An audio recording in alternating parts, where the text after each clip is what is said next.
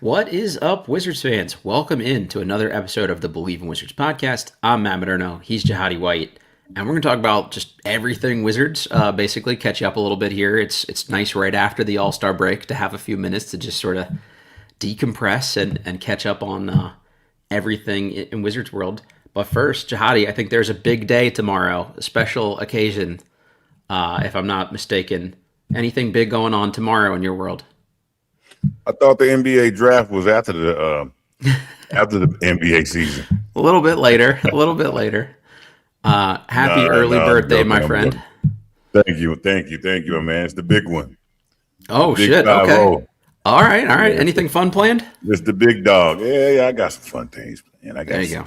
Always. I'm going to bring it in the way I want to. There you go. I love that.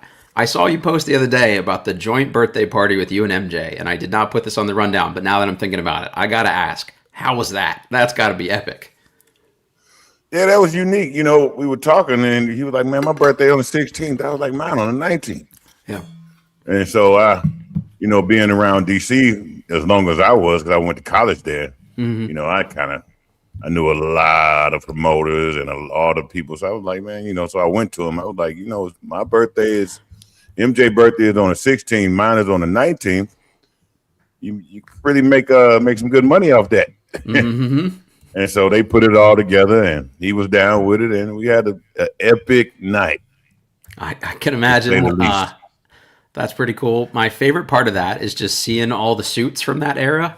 Everybody had to have the jumbo suit. You see MJ in a suit that could probably fit you, basically. The oversized suits, the Steve Harveys. Exactly. That was definitely a product of the time. So those videos are always the best time capsules. So that's awesome. I hope you have a great one. And Wizards hopefully give us a little bit more to celebrate here as we go. Shout out my guy Greg Finberg on Twitter. He asked this one of other Wizards fans. Just how would you grade the Wizards season so far at the All-Star break? And I'll give you first shot at this, Jahadi. Like all things factored in here, how are you feeling about things up to now? All things factored in. First of all, what are you comparing it to, right? So my comparison is last year. Yeah. Last year, we finished the season with, we won 9 games. I think they got up to 18, but 18. It wasn't pretty. Whatever it ended up with. Let me look. I feel like we won more games this year already than last season, but I could be wrong. It certainly feels that way. Last year they got to 18.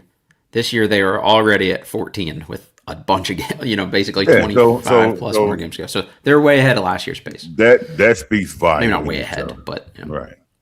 That speaks volumes in itself. That we hear right now. Noticeably more competitive in those other games that weren't wins too. I feel like. Yeah. I mean, no doubt. And then we're winning. We're at 14 with rising stars. Mm-hmm. And we're at 14 with rising stars that you've seen develop from even last year. That's now. Mm-hmm. So, not only that, like we did a great job of buying low. We bought low with great. I mean, we top stocks, but we bought them low. So, and now you have some riding stars. A group, a core of riding stars, not just a few, a core of riding stars that's really can be effective next year. Mm-hmm. Will Dawkins have done a great job just.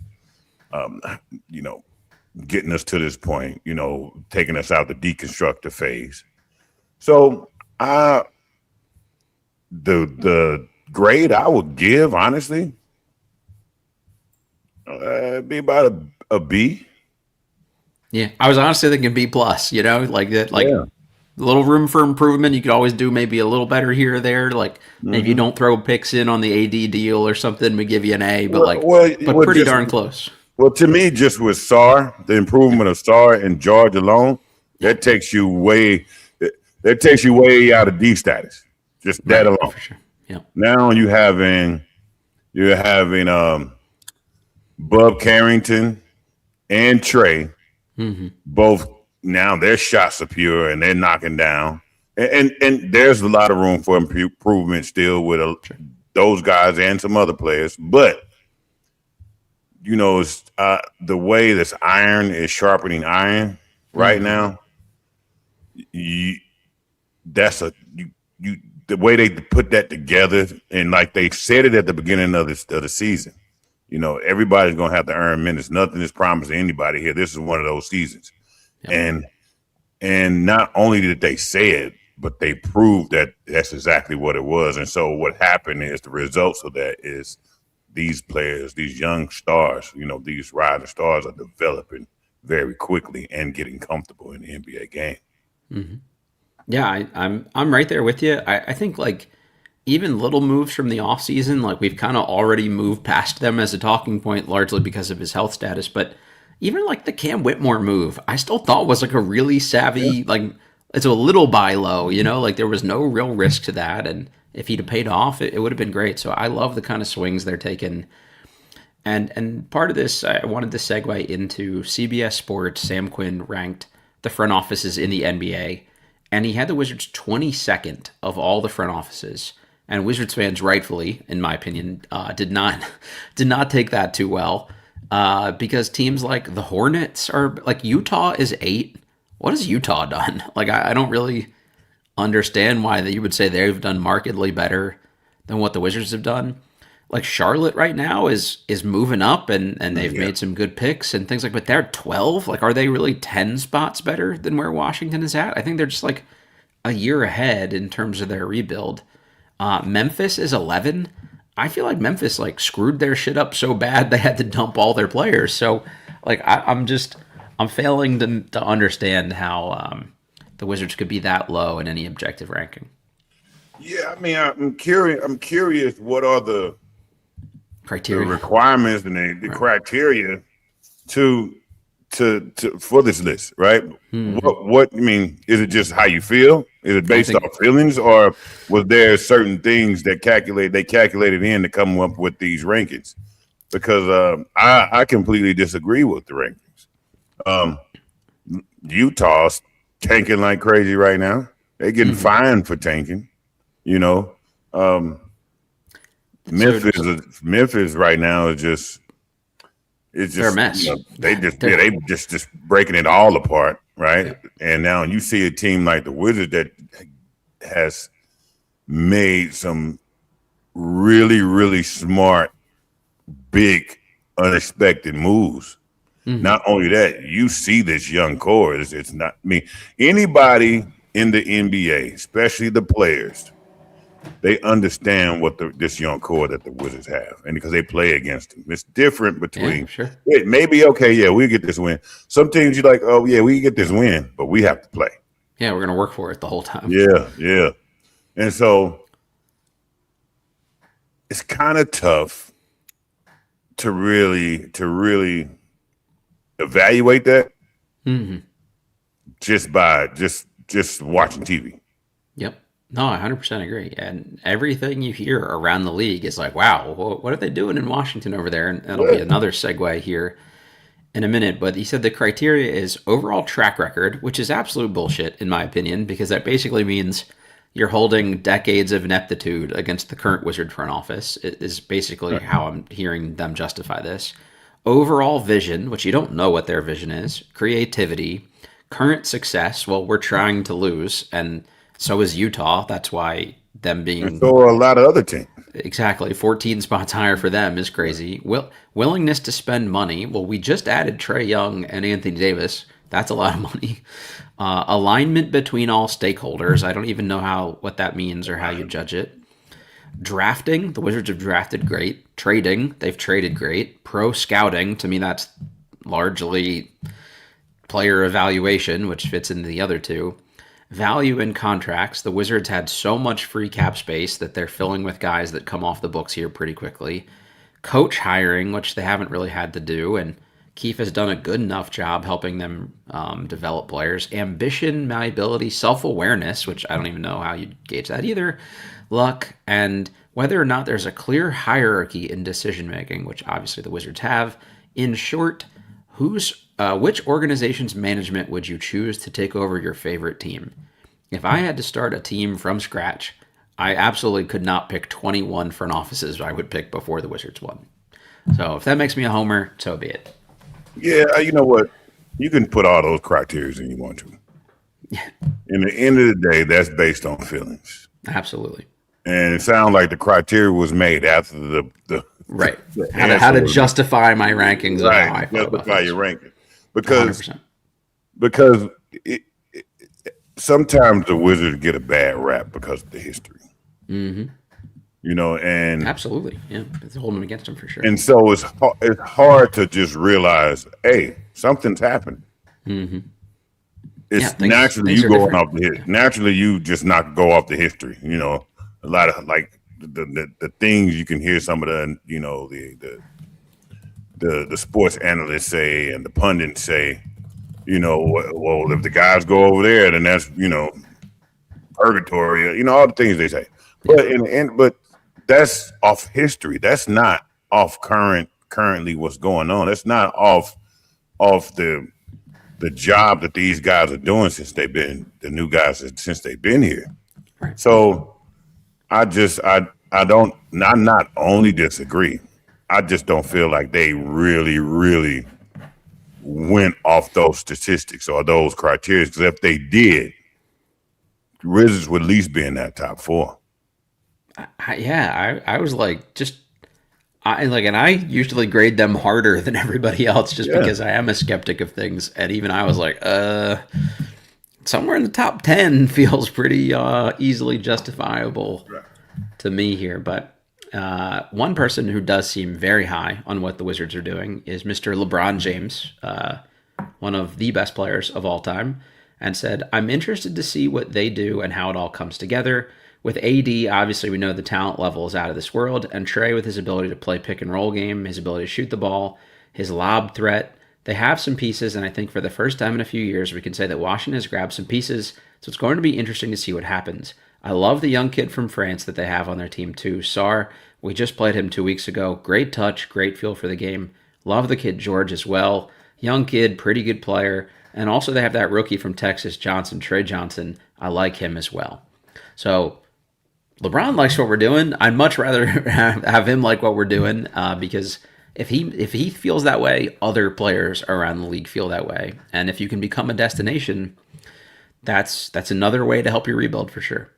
Other players do feel that way, right? A lot of players do. But when you think of LeBron, you just can't look at him as a player. He's been a GM since he's been in the league. Yeah, that's a great point. You know He's basically an agent, he's GM. been a top GM too. Right, exactly. Right. A lot of GMs on the team refer to him. So that proves. Why would he say that? Yeah. What's the purpose of him saying that? He's saying that because he's impressed. Mm-hmm. He's impressed of the not only the move that they just made with AD, Trey, and we still going to get top 5. Guaranteed to be eight. guaranteed to be top 8 as long as they keep it, and probably likely somewhere in the top 5. Yeah. So, and now you add the element. So it's 3 elements before you even go through everything else. It's this crazy young, talented team currently. Yep. Right. You have our center is the second leading shot blocker in the NBA at like 21 or whatever it is. Yeah. I mean, Keyshawn George, if you put him on any other team, he's an all-star this year. Or close to. Yeah. Or close to it. So now you take that element. Now take this the draft this summer. That's a big element too, because if we do it right, we get one of the major players. And this is one of those. This is not like a draft from last year. Exactly. This is one of those drafts that's really heavy. Mm-hmm. A lot of great players coming out of here. So to be able to snag somebody up top is huge, right? Then you take the element of Trae Young and AD. And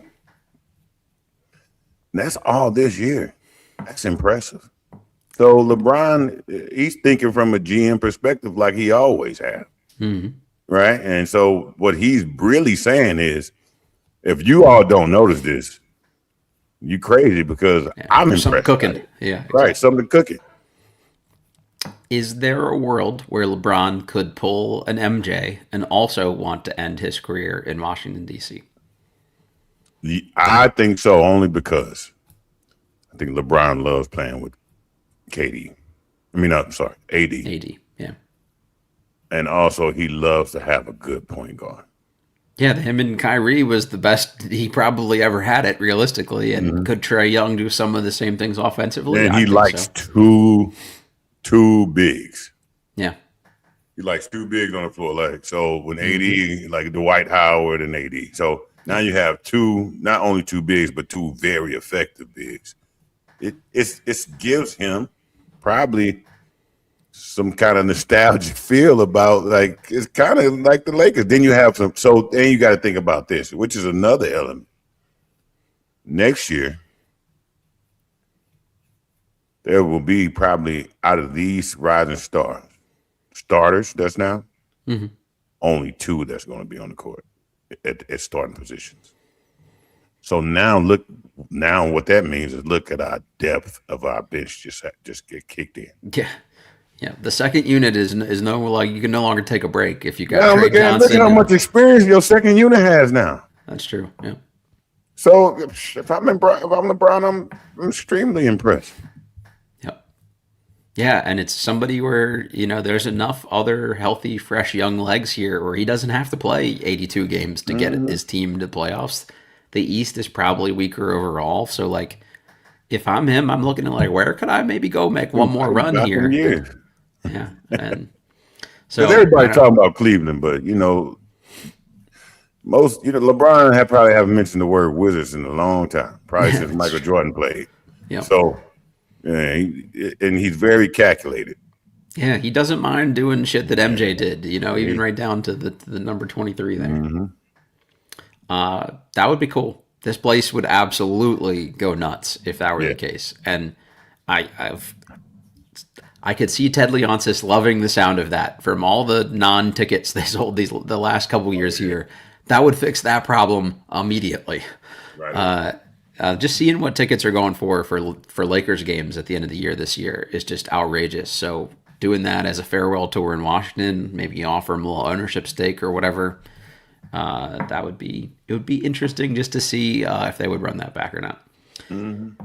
All right, let's talk about the rising stars here a bit. So Keyshawn George makes the game, Trey Johnson makes the game, and essentially Bub Carrington makes the game as he fills in for an injured Alex Sarr, who was a rising star. That's a tongue twister.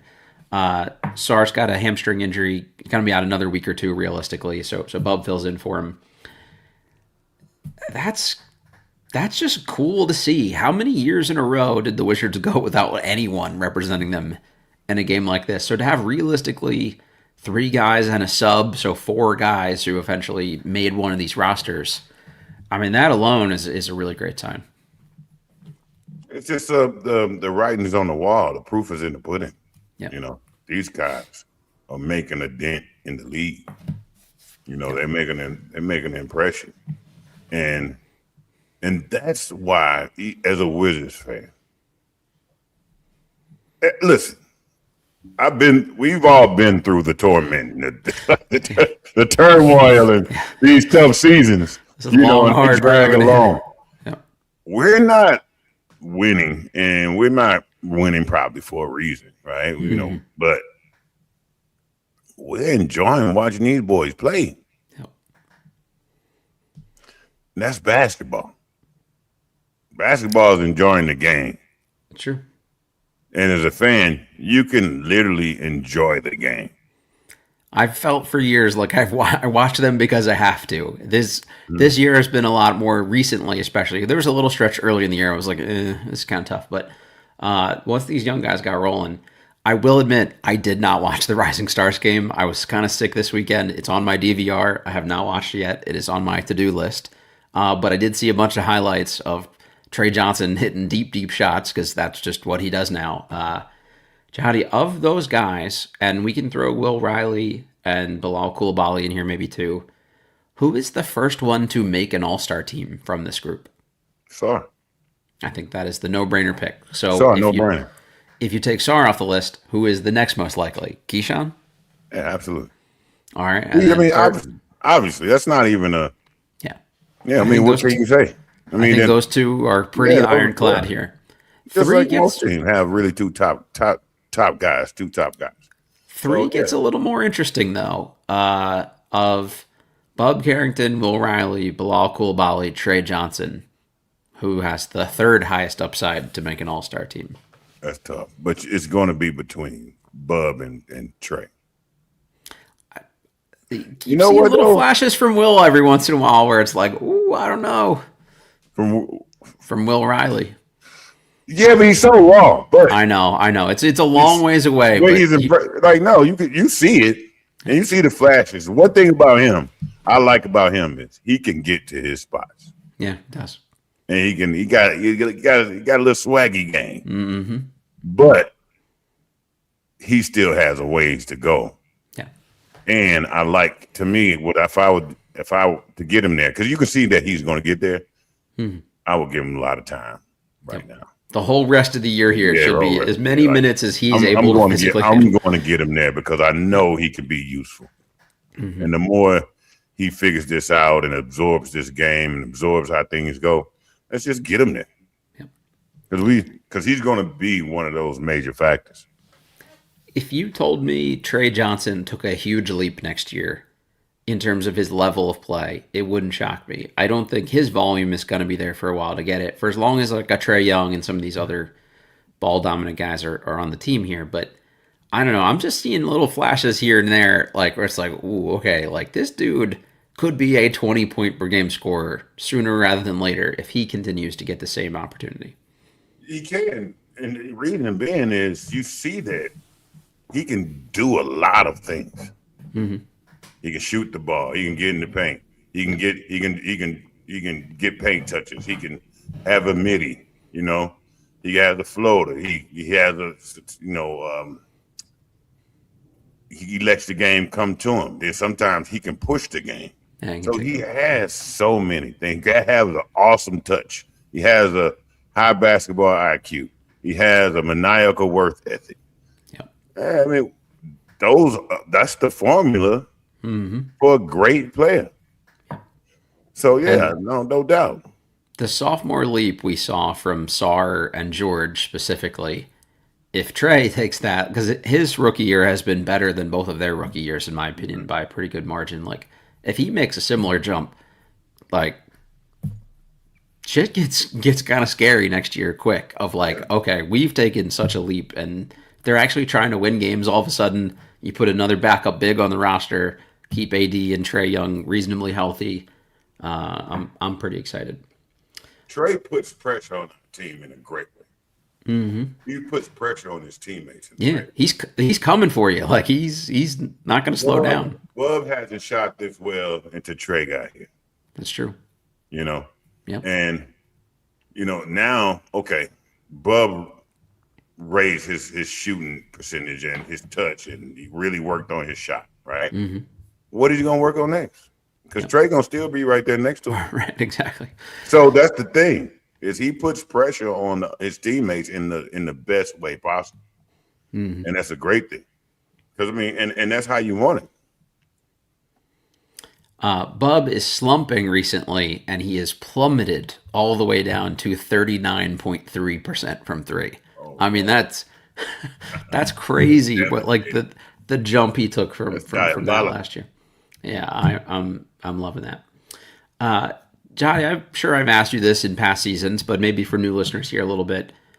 Can you walk me through like what All-Star break is like for a young player like a Trey Young? Maybe not even just so much going to rookie game and things like that, but just what it means to get to this point in the season when you're a young player versus when you're a veteran player. Like how is the experience different for you finally getting to this time to get a little downtime and stuff like that? So the difference down. So the first year you see All-Star, it truly lets you know how enormous the NBA is as a business. The spectacle of it and everything. The spectacle of it, all of the events, all of just the NBA sanctioned events, how big they are, all the stars. I mean, anybody you can think of, you will meet during All Star, That's cool. right? Um, all your biggest basketball fans growing up, and you'll see them all day. I mean, all your biggest basketball stars that you were a fan of, you know, past and present, you're gonna Sure. see them there. Um, it's such a big event that's for you, and you feel like it's for you, and then everywhere you walk, because if you want to go to the NBA All Star game as a player, they put all the players in the same hotel. Oh, that's Yeah. cool. I didn't know that. So now the lobby, you're seeing everybody. You're seeing, Yeah. you go to Detroit, you're gonna see the players in Detroit, right? You go to Sure. LA, you usually see the players in LA. You go to Philly, you see the players in Philly. But You never everybody seen all all in of one them in the place. same place, Yeah. That's cool. right? And showing love and the camaraderie, and the streets are just packed, So and all the players are being treated like A-list stars. You walk out Sure. that hotel, it's security putting you to a black car, and so it's just amazing. You realize, oh, this is the NBA. Yeah, my first game in the NBA, the Star Spangled Banner was going on, and I had to pinch myself. Like, let me see if did I make it or not? Did I Yeah. really make Right. it? But All Star, it's a different level because it's not basketball. You see like the pandemonium and the fandemonium of how big of a organization the NBA is, or just how big of a conglomerate and a business it is. Any celebrity or former player specifically that you were like kind of starstruck by the first time you bumped into him or something like that? Oh, Magic Johnson That's for yeah, me. yeah. I And I remember you grew up saying Magic growing up. Johnson. Yeah, I'm not that's a cool. big starstruck person. I don't. Sure. I'm not a. I don't. I played with MJ and I love MJ to death. Yeah. I love him. There's no better guy close to MJ. But I never was starstruck over. You know how everybody called him the Black Jesus and the Aura. Now, obviously, it's MJ walking through the door. You're like, wow, there's MJ. Sure. Yeah. But he's still a teammate, one of the guys, and Yeah, but then you become your teammate, one guy. But Magic Johnson, for me, yeah, that's cool. it's different. That's the first player that I ever grew up watching, and really like Magic Johnson, Celtics, and the Lakers playing against each other. Larry Bird and Magic Johnson. So to see Magic, to see Kareem, that's big for me. How about on the celebrity side? I know you're a movie guy. Any actor or anything where you're like, oh I'm not. shit, like I'm not a. not I'm not a. starstruck, but just one you were kind of like, oh, that was cool. No. Um, Denzel probably. I Denzel walked. Washington, or which is not a celebrity, and he passed, but like Muhammad Ali. No, yeah, that's really cool. Yeah, Yeah, just Muhammad Ali, just what he pretty meant. awesome. By the latter part of your career, were you still going to like All Star Weekend and stuff, or you were just like, I want to stay home and rest and ice and all that other kind of stuff too? Probably mid career. I wasn't, you know, I wasn't fortunate enough to be in the All Star game and all this, but so mid career, I would take that time, vacation, Yeah. rest up. Yeah. It's it. We always talk about it like the halfway point in the season, but you're really like 2/3 of the way through the season at this point. So I feel like everybody is pretty beat up, and 30 plus guys. It's like, all right, I'm gonna hit the cold tub here for a bit Yeah, and you sit on looking the beach for forward a to that? while, and right, That's needed. right, That time out, you know how? And listen, man. People talking about, like what they call it, load management. load management and all that. You don't understand how 89 games regular season Sure, feels. yeah, And it's a sport you love. Granted, it's a sport you love. You wouldn't trade it for the world. still When it's takes a toll. gone, it's like you lost a supermodel, the best woman you ever had. But Yeah, it's a lot of wear and tear. So that sure. that week of All Star, to to just get your body back. Oh, Is that that means even enough time to even get hey, like? who cares? It's Yeah, it's time. better than nothing. Yeah, exactly. You happy that it's time. Like you don't really get past.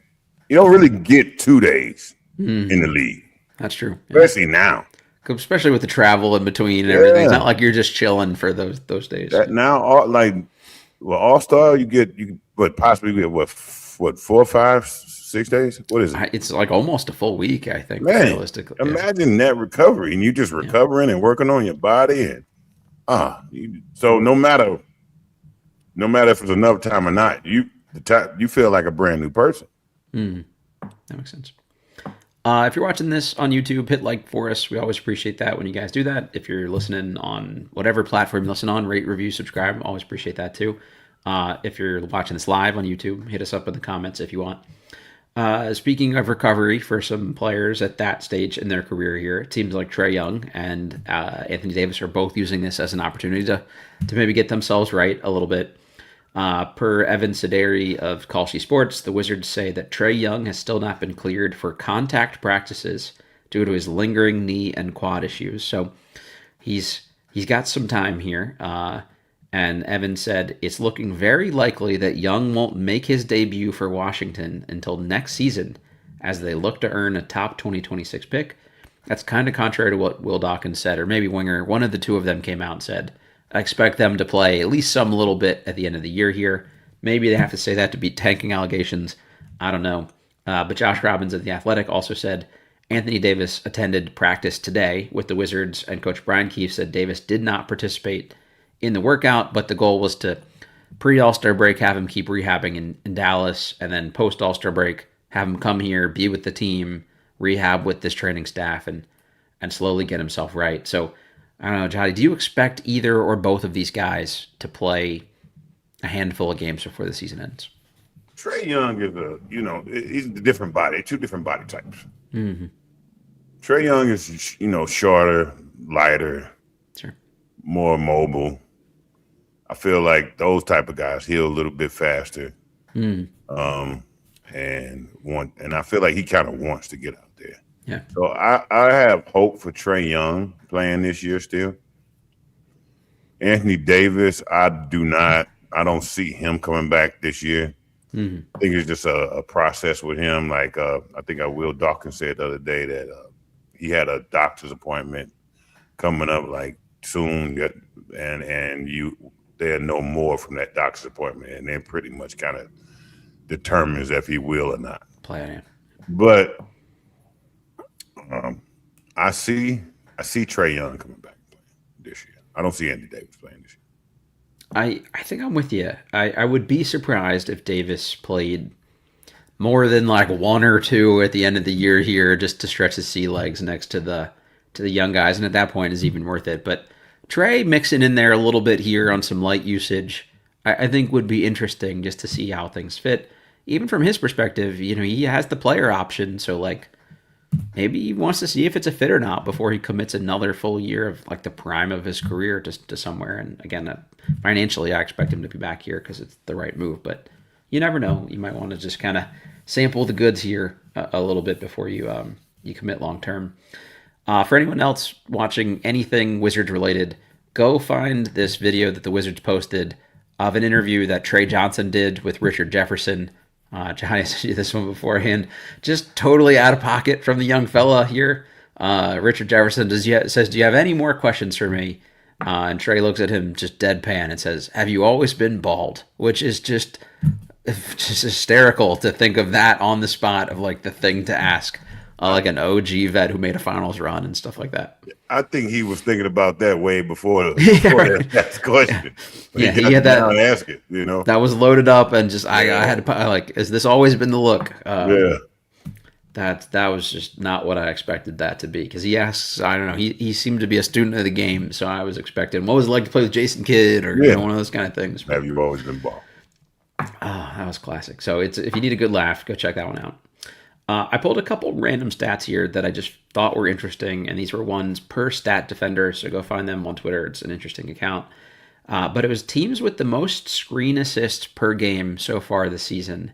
And the Wizards are sixth, tied for sixth at 8.5 screen assists per game. So screening to get someone open, essentially. And then more specifically to that, most screen assists per 36 minutes per player. Alex Sarr is tied for 10th on that list at just under 5. So he's basically 5 over the Wizards' 8.5 screen assists per game are coming from him. I think that's such an important thing in the NBA is to be able to screen a guy open.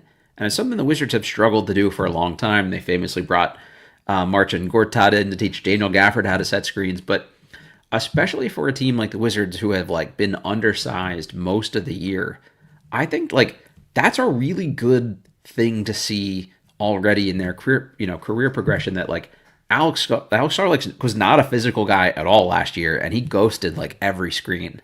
So now that he's like catching people with screens and freeing them up, like that's just like a marked mindset change, and maybe that's a specific thing from the coaching staff of how they want to use him. But now that he can do both, and it frees him up to pick and pop more if they want to do that. So I don't know. As someone who set a pretty darn good screen yourself, what do you make of hearing something like that?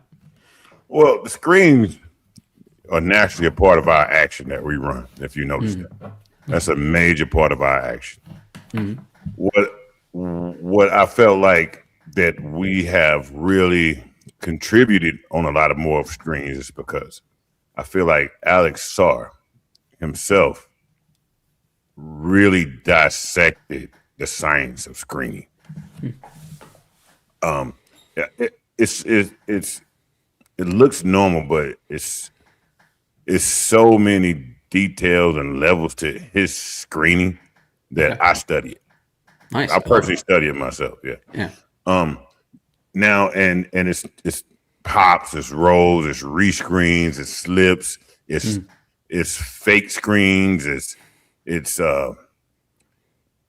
looking for the little angle right before the screen to cut through, and he's become such a professor, like a savant at these as just screening. You know, it's not just screening and rolling, but most of it now is putting pressure on the rim. Not only that, when he screens, he has to demand that attention, right? So now it opens up the floor for so many different things. So his screening is more of it's sometimes just as much as it's effective as a decoy. And I mean, so I think that started with him.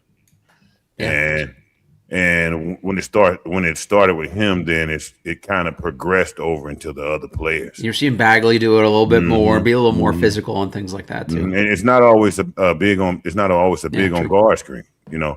And so I don't know if he kind of passed that science along to other players and kind of, hey, look, when you can screen, these are your options, and then these are your secondary and your third options and your counter option. And that's how he looks at screening.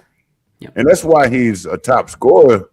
It's not because he's just posting or catching. It's because it's hard to guard him because when he's screening, he's not watching the point guards, the guy who's guarding the point guards.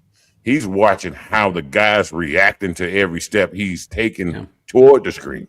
If I run faster to the screen, this guy, let me see if he's going to show. If the sign is to show this, you know, on the scouting report. Okay, if he shows, I'm rolling right away. I can use that to my advantage. I can manipulate him. Right. And so I haven't seen that before.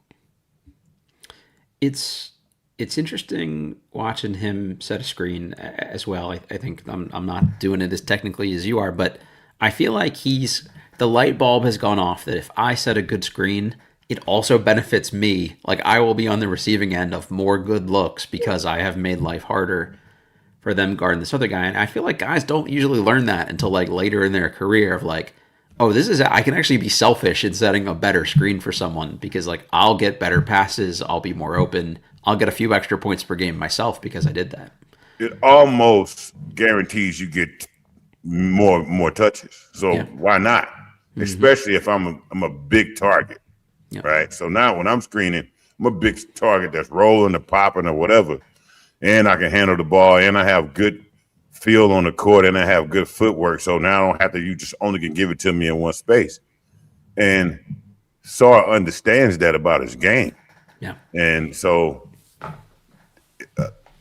his screen and roll is pretty much the primary part of how good that his game.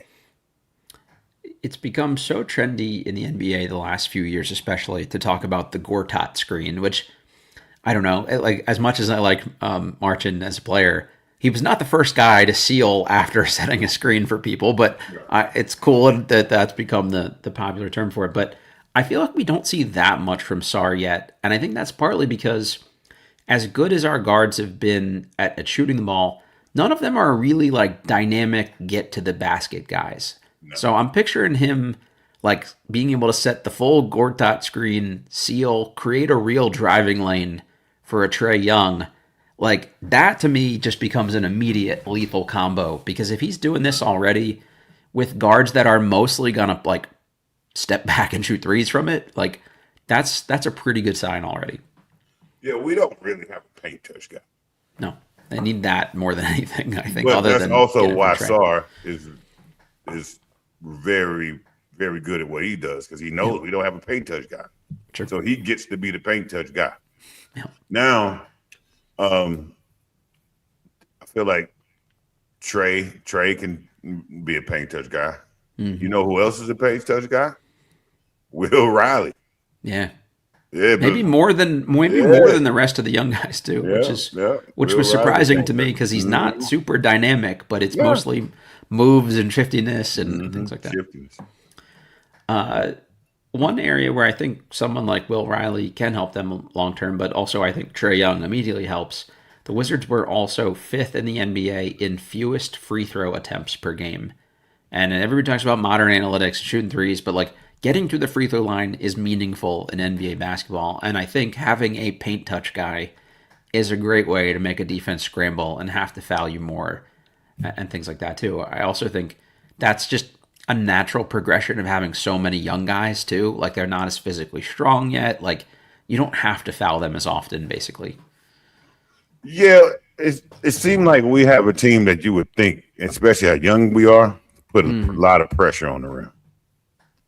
Yeah, just because they're still bouncy and explosive still. Right. I personally expected Bilal, Coulibaly to put a lot of he should be our pressure on the rim guy, right? Yeah. And so, you need, especially in this game, these times, the great teams put a lot of pressure on the rim, which means they put a lot of pressure on the defense. Mm-hmm. You know, and now that's like which means they eat up the free throw line. Not only that, if they're eating up the free throw line, that means you putting the other team in a lot of foul trouble. Exactly. We don't really put the other team in danger, foul danger ever, and that's always a main ingredient to winning. It's true. One thing I think that gives me a little hope for the future in that respect, especially for someone like Keyshawn George that's been a little foul prone. We saw with Deni Avdija here, he just drew like a crazy amount of fouls. And I felt like he had to have studied what he was getting called for as fouls because he's like leading the league in like fouls drawn this year. And just basically he just baits people into fouling him. And I feel like that's solely because he had to study what he was picking up dumb fouls for. So like if Keyshawn George can take that into his game as well, like he's another guy I think could take another big leap again next year doing something like that. If he got 4 more free points per game just by getting to the line twice, 2 more attempts, like that would, or 2 more, possessions. He's more pace oriented. Yeah. He's a pace player, which pace players can get to the paint touches because they so, like you say, shifty and they can decelerate, speed you up, slow you down. Yeah, exactly. But they don't put a lot of pressure on the rim all the time. For sure. Yeah. I'm talking about that guy like Deni Avdija. He's going to put pressure on the head rim. Down, barrel into the rim. And he's going to freight train you, and those are mostly guaranteed fouls. Mm-hmm. So we need a guy like that. Yeah. Yeah, I'm with you. Like if Koulibaly had made strides as a shooter, where people have to close out on him more, and strides as a ball handler, that would have helped a lot too, because he does have the first step in the athleticism to then just like go try to posterize somebody after the fact. But maybe we'll get there. Whoever the Wizards draft in this draft, presumably there are a lot of like rim pressure, paint touch guys in this particular draft, which is exciting to me. Some other good news for the Wizards. The NBA has fined the Utah Jazz $500,000 and the Indiana Pacers $100,000, basically for arresting too many of their players in an obvious tank. So maybe I mean, $500K is not going to keep me from tanking from, a top pick or whatever. But maybe if it keeps happening, the threat of it is enough for them to not be so blatant about it. I don't know, but I just love that the Wizards have beaten the tanking allegations here from the NBA's perspective and not also been fined. Yeah, I mean, yeah. And because I think we're beating the tanking allegations more or less because our first unit is very good. Sure. Our second unit is still very raw. But they get just as much time. Mm-hmm. So, the second unit is raw. And so that second unit kind of brings the game back, opens the game up for the other team. So that's not blatantly tanking. Right. It's just what the roster facility, allows, and guys are hurt. So, and that's the way you do it if you do it that way. But I mean, I don't know what $100,000. The Pacers do not give a shit about $100,000 if it gets think about it. So what? Darren Peterson or whoever. What's $100,000 for the rest of the season? Exactly. You make that back in the first minute if you get the top pick in jersey sales. And you'll be willing to risk that. Mm-hmm. Yeah, $500K. What's that? 2 million, 3 million? Yeah. I mean, you're willing to risk that you'll pay that anyway for a top pick. Absolutely. Yeah. Yeah, I don't. Some of the fines are so funny, man. It's just like the principle of we had to say we fined you and told you don't do that anymore. Yeah. But I don't know. Maybe it's one of those escalating things where if you get a second one, it gets worse. I don't know. So hopefully it's at least just some deterrent, but we'll see. Yeah. I think what Adam Silver is doing is having to show something about, hey, I don't like this tanking. Mm-hmm. But the level of the fines is just saying, hey, I have to show that I'm doing something about it. Unless you got a real cheap owner, most of them are like, cool, let me bring my checkbook out. And it'd definitely be worth it in the long run if you win the lottery or something. Speaking of the lottery, as of right now, the Wizards are 14-39, which is the second worst odds in the league, behind Sacramento, who was basically just shut down their entire team for the rest of the year. At this point, Zach LaVine is now done for the year, in addition to like all of their other players you've ever heard of, basically. So they're going to be some stiff competition, but the Wizards are 3.5 games back of them, and technically, the Hornets the Pelicans are 3 games back of Sacramento as well. So they've just played a different amount of games than the Wizards. They played more games than the Wizards, so that's why they're ranked lower, and they owe that pick to Atlanta anyway. So realistically, our former trade partner here in the Hawks are the biggest competition for the Wizards, but that's based on New Orleans' record there too. So Sacramento, New Orleans, the Pacers are at 4th, Brooklyn 5th, Utah 6th, Dallas 7, Memphis 8, Milwaukee 9, Chicago 10. Atlanta is at 11, but they owe that pick to the Spurs, so the Spurs will get another lottery pick. Charlotte is 12, the Clippers, who owe their pick to OKC, which OKC getting another lottery pick is crazy, and then Portland at 14. So there are some bad teams right now that don't want to win, so the Wizards will have stiff competition down the stretch here. So all the rookies, like Jameer Watkins, you are now the starting shooting guard of the Washington Wizards, would be something I hope to see sooner rather than later. Yeah. All right, John, I think that's all I got for you here, partner. Anything we missed? No, man, no.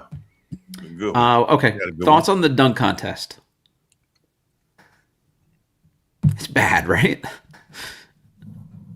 The dunk contest, I don't care if it's great dunkers. Sure. you have to have names.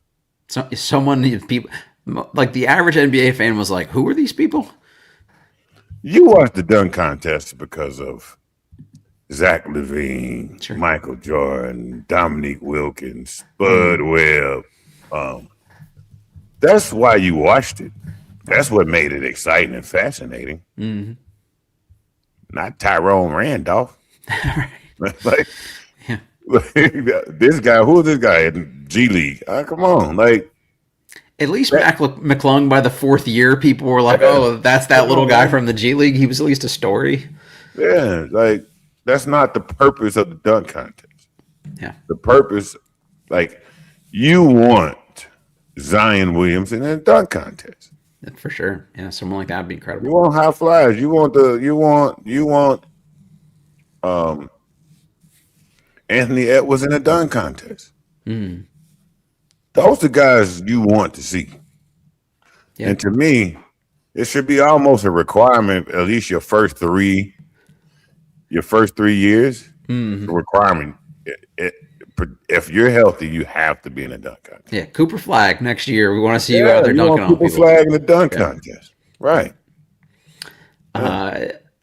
As someone who's never dunked a basketball, Otherwise, it's gonna keep falling off. yeah, I think Jace Richardson falling and concussing himself probably made a bunch of other guys sit and look like, do I want to do this? Like, I think it will now get even harder to get names because he But looked just stupid as shit on national TV. That's just the worst thing, though. Like, it's already a terrible. It's Yeah. already bad. It was Like, it's so already at the embarrassing. lowest of the low. You may have killed the dunk contest if And that then shit. somebody get concussed. Oh, you're just over now. Yeah, that might be the time to just hang that one up for a Yeah. while.